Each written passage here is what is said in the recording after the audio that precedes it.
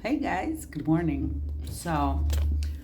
Recently I've been talking a lot about how dysregulated adults are and how collectively the world has been bombarded with news that are terrifying, but also news that we kind of knew, but our brain wasn't ready to reflect on them, so it had to hide it in secret places.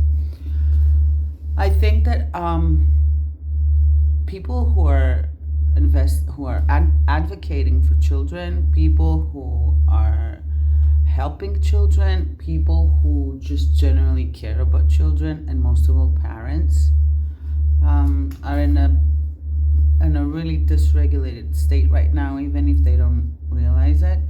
But I want to talk today about this book. This is Gordon Nerfeld's and Gabor Mate's book, but hold on to your kids. I've talked about this before. For my fellow Greeks, I think it's been translated already. You can find it in bookstores. But I want to tell you why this is so important, especially now. And let me tell you, this is not an ad. I don't know Mr. Gabor Mate. I wish I knew him. I don't. He doesn't even know I exist in this planet. But I'm going to read to you this little paragraph that's right here behind the book. And I think this is the essence of the whole book and everything that's going on right now in the world. For many children today, it is friends and classmates who shape their identity and values, and no longer their family. But this can undermine family cohesion and interfere with healthy development. Children may end up becoming conformist, anxious, and alienated. Well, this is what's happening to this generation, isn't it? And it's starting to get into the younger generations as well. And we're seeing this from the whole system. I've recently had a discussion regarding an 8-year-old boy who is quite timid, but also very dramatic at some points. But he's not an anxious child, and he's not violent. But during discussions with various people from various backgrounds, I've had, especially educators, I've heard or had during the discussion this feeling, or not even a feeling. I mean, they actually most of them just split it right out, spit it right out. They said that he's old enough now. He shouldn't count on his family. He shouldn't count on someone else. He should be standing on his two own feet and being able to deal with surgeries, deal with the loss of a grandparent, or I'm just ranting here with various examples because I don't want to talk about the specific case. But let's say a child has gone through, for 6 months, has gone through a lot of pain, has had an operation late at night, which was not expected. And then let's say his grandfather was also operated like a week ago, a week after the surgery. And he's also had some bullying around, and he's changed homes. There's been a lot of changes. Now, what happens to that the 8-year-old child's nervous system and brain? Well, it's kind of like a world war inside his body and inside his mind. And if he's a regulated child, like this child is, he will probably go to the safest adult, or talk about how his parents are going to help him, or talk about how his cousins are going to help him.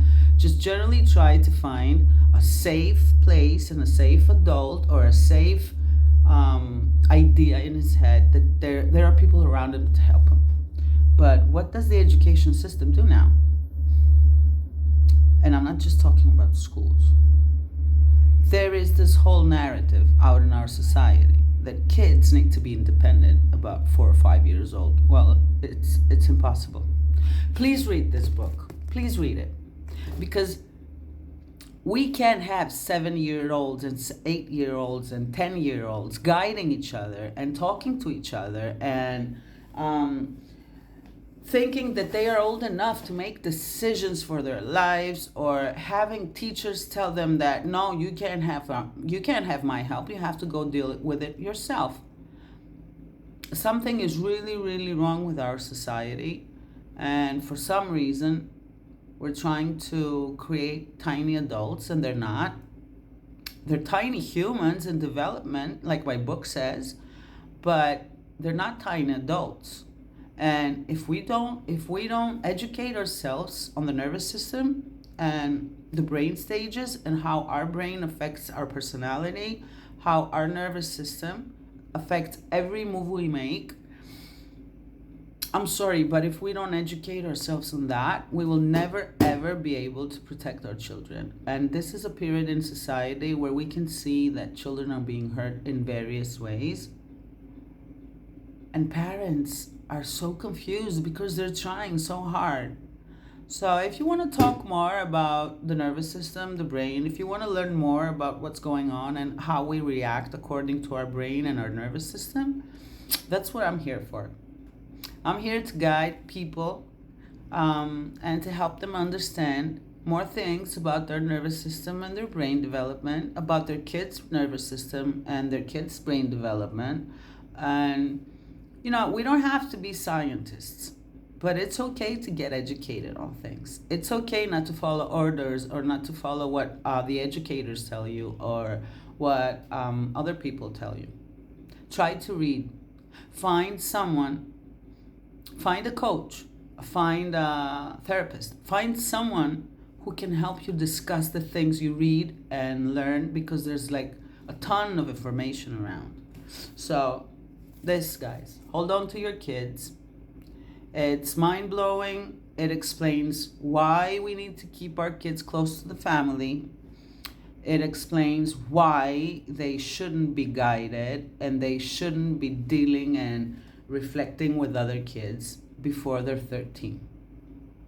I'll get more on the brain thing and what happens by age. I'm thinking of creating a small series that will guide you for the brain development according to the two ages. Would love to hear if this is something that interests you, and would love to hear if you've read this and how you feel about the book. Again, this is not an advertisement. I am not lucky enough to know Mr. Gabor Mate. Kisses.